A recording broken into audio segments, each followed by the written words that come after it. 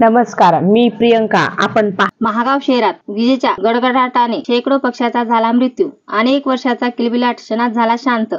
महागाव शहरात दिनांक 21/9/2024 रोजी रात्री 8 वाजताच्या दरम्यान वादळ वाऱ्यासह विजेच्या कडकडाटात जोराचा पाऊस झाला. रात्री 8 वाजता जीवास हादरवणाऱ्या आवाजात वीज कडाडली. यामुळे प्रभाग 8 मधील बौद्ध विहाराच्या प्रांगणात असलेल्या पिंपळाच्या झाडावरील शेकडो पक्षी मृत्युमुखी पडले आहेत.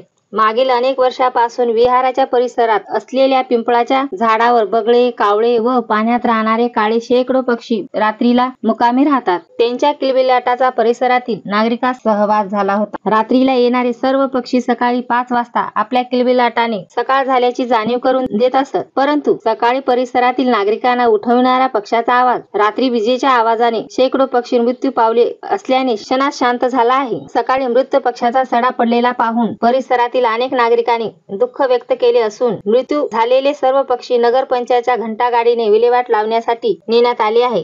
MK मराठी न्यूज करता ब्युरो मायाताई सागर पायकराव. तुम्ही जर आमच्या चॅनलला सबस्क्राईब केले नसेल तर सबस्क्राईब करा, लाईक करा व शेअर करा. माझे नाव बेबीताई कांबळे आहे. मी वार्ड क्रमांक 8 मध्ये राहते. माझ्या शेजारी बौद्ध विहार आहे. बौद्ध विहारामध्ये पिंपळाचं झाड आहे.